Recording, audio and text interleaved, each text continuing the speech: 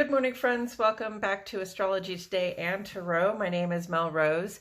This is the Tarot portion and the second half of my daily astrology vlog, which you can check out on my other channel, Astrology Today with Mel Rose. Over there, you will find a description of the day's astrology as I've spelled it out here.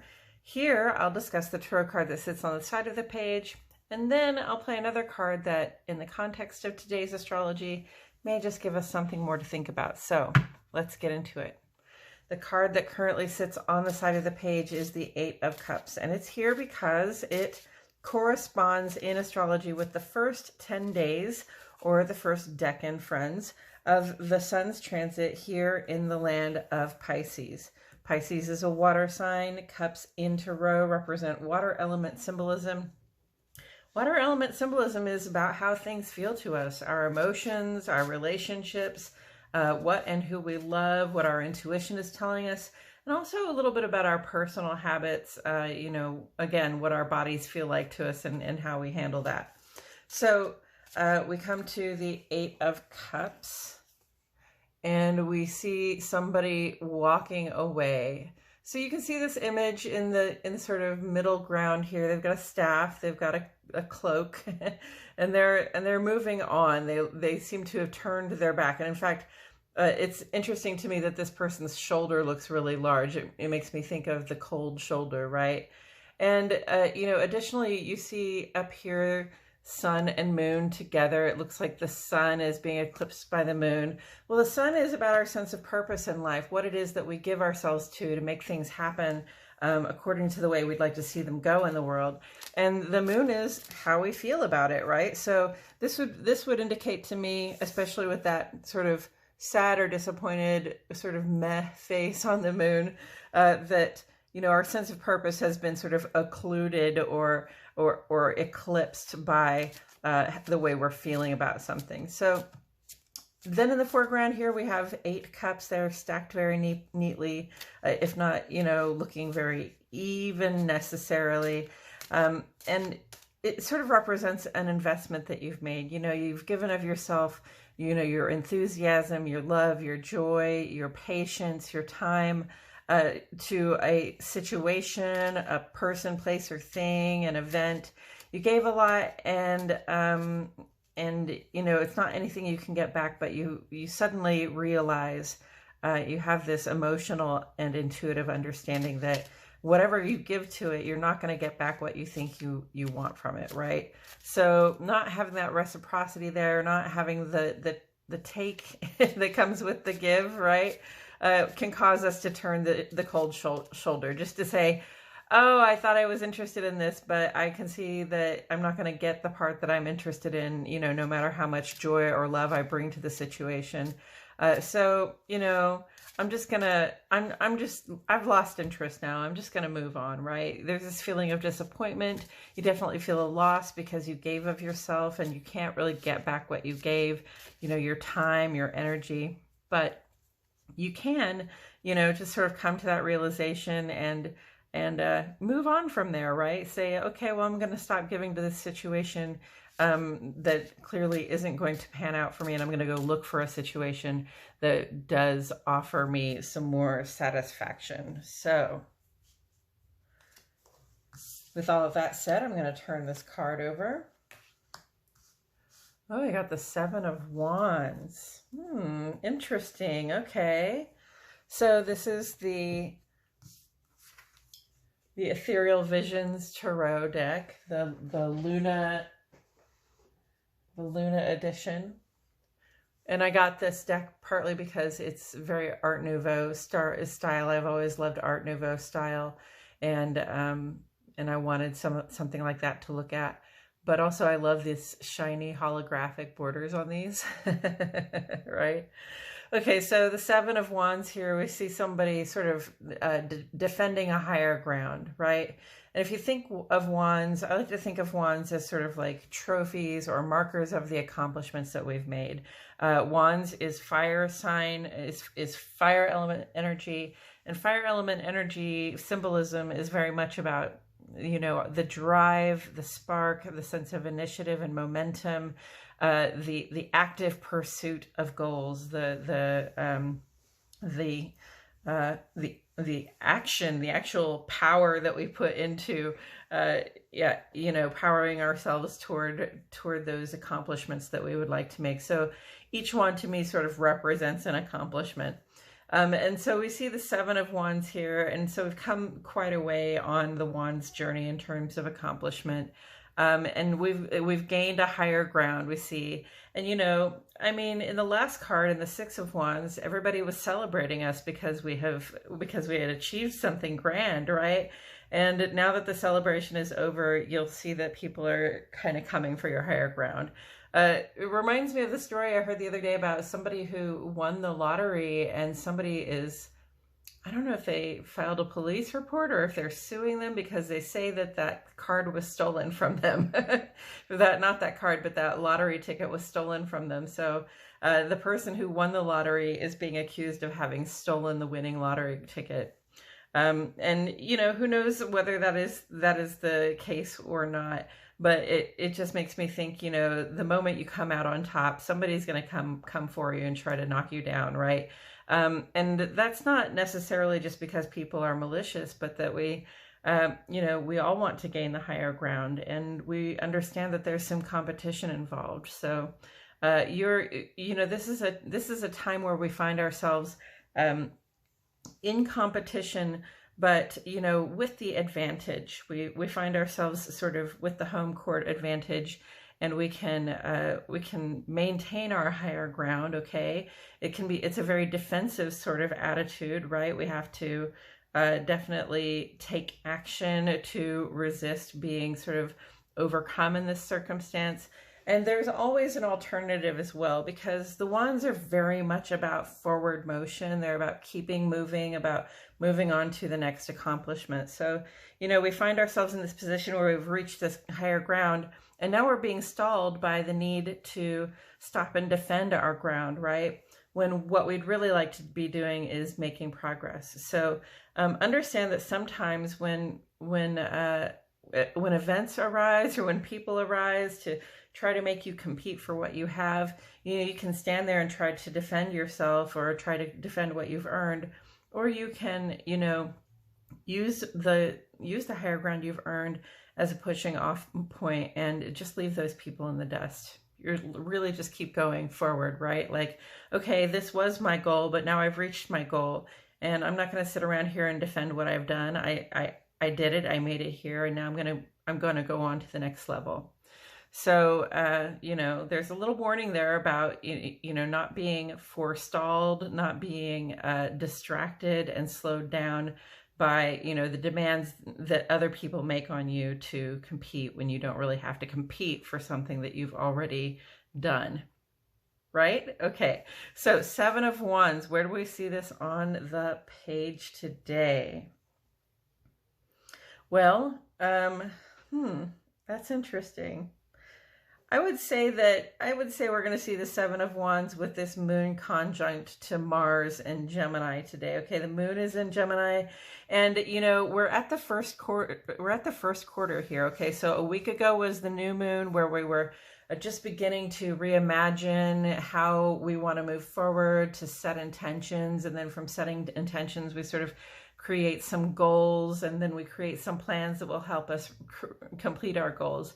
And then we get to the first quarter moon. Okay, we've laid our intentions, we've made our plans. Now it's time to shift from like thinking about what we're going to do, to create, to achieve, to move on to the next level, right? And we're shifting out of that thinking about it, and we're moving into the action part, right? So this is very much an action vibe. With the moon, it's saying, okay, you've got plans to unfold. You know what you want to achieve. Let's go ahead and make the moves and do it, right? There's momentum on your side, and you can't make the moves and do it if you're standing around, defending your plans to people or defending what you've already managed to do to people. Not what you've managed to do to people, but not having to defend what you've managed to do so far. You made it there. This is the time to be looking forward, to the next week, where we can really take some action and unfold some things. And it comes on this really auspicious day because the moon is going to be conjunct to Mars in the sign of Gemini today. So this is a time to be standing up for what you know is right. It's you know, conjunction means that those two planets are really at the same place in the sky at the same time for us. Like from our perspective, from our Earth-centered perspective, you'd look out at the moon and you wouldn't be able to see Mars because it'd be right on time. The moon would be in front of Mars, right? So when these two are together, you know, when we do a conjunction, that's said to brighten or strengthen the vibration of both of those planets. So they're sort of combined, they're under pressure. This is how we feel, and our desire to take action, our desire to get moving forward, right?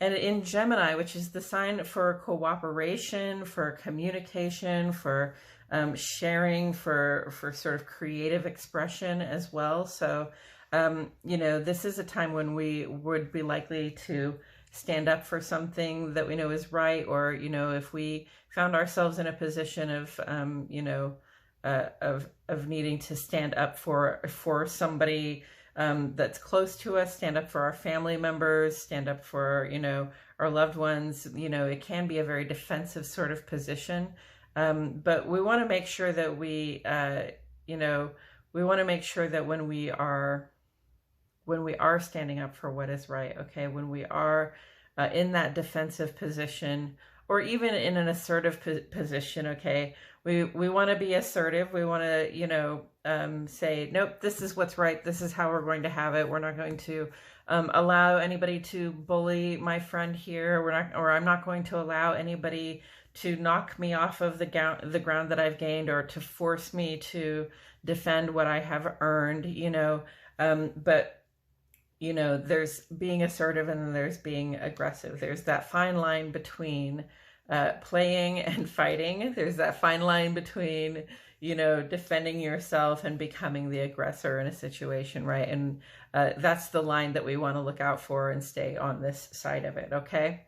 And so that's beautiful that came up today with the first quarter moon conjunct Mars in Gemini. And, you know, I'm going to say also, you know, look at these people who might be here to compete with you. Say you have achieved something really grand and you've inspired other people. And so now they come to sort of compete with you to show you that they can show the world that they can do it better. They could do it twice as many times, or, you know, they're sort of coming for your higher ground there. They're coming for your accomplishment. And that's going to make it seem like less of an accomplishment when 7 other people have gotten it done, right? I just want to say these people are potential collaborators, right? You can be doing all this work on your own and moving on to the next level. You can be defending this higher ground on your own, or standing up for what you know is right on your own. But you can also, you know, use the opportunity to, because the moon is involved here, to come across heart to heart with people, to find out where you connect with them in a way that shows you and the other people like what you have in common, what you share. And in that sharing way, Gemini, you know, you can turn those combatants into collaborators. You can turn those people who are coming for you as people who work with you. Okay, so putting that together with the Eight of Cups, first of all, again, 2 people with a staff. And you see they're almost like they're in a very similar pose, right? One's walking away, one's sort of standing their ground, but there's this sort of bent over, back turned. You cannot see their face. They've got their staff in their hand, right?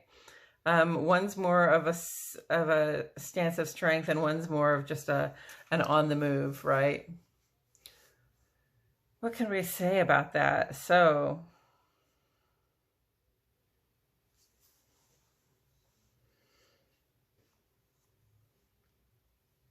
you know, again, both of these to me look like there's there's something that you gave of yourself to. There's something that you were impassioned about. There was something that you gave a lot of love or enthusiasm, momentum, initiative, you know, sort of fiery stuff. You know, you were impatient to complete something, achieve something, to give to something. and you know, you got to that point and perhaps you didn't find it satisfying, so you needed to walk away. And there's this choice that you have here between sort of defending the ground that you've gained, or, you know, moving on from that point. And there's also, you know, like the question is, there's a question here of like whether I'm getting what I need from the action that's happening here, right? Am I getting what I need when I make this emotional investment? Am I getting the reciprocity I'm looking for? Or am I getting what I need to, you know, do I need to feel as though I have vanquished the people who are coming after me, or who are causing me to defend myself or my loved ones, right? At what point do we stay, and at what point do we go? That's what's coming across. Should I stay or should I go now? Right? If I stay, there could be trouble, and if I go, it might be double, right? So at this point, I'm going to say, really, you have to trust your instincts. You have to trust what your sense of initiative is telling you. You have to trust what it's making you feel like to be in this situation, whether you're already walking away or whether you're trying to make a stand or trying to defend some position. You know, you have to think about what is your gut telling you? Is this a safe situation for you? Is it going to be a satisfying situation for you? If you vanquish all these people who are coming for your higher ground, are you going to be satisfied with that? If it's not satisfactory, maybe it's time to think of this more as a pushing off point than as ground to maintain, right? Yeah, do I stand and fight, or do I move the heck on? And really listen to your gut, okay? Because listen, it's how things feel to us that ultimately tell us whether we're in the right place. You know, the divine speaks to us through the way things feel to us. If it feels good, if it feels sublime, if it feels righteous, if it feels like you're in it for a positive reason, if it feels like you're getting from it what you need, then those are all, you know, signs that you're in the right place and doing the right thing. And if it feels like something you dread, something that's terrible, something that is torture, something that is, you know, that satisfaction seems a long way off, or you don't even know how you're ever going to find satisfaction from this situation, you know, those are your indicators that it's time to move on. Yeah. All right. We got there, huh? I think that's all I have to say about it, friends. Thank you so much for being here. I truly appreciate your presence. My name is Mel Rose, and I'll see you all back here tomorrow for more Astrology Today and Tarot.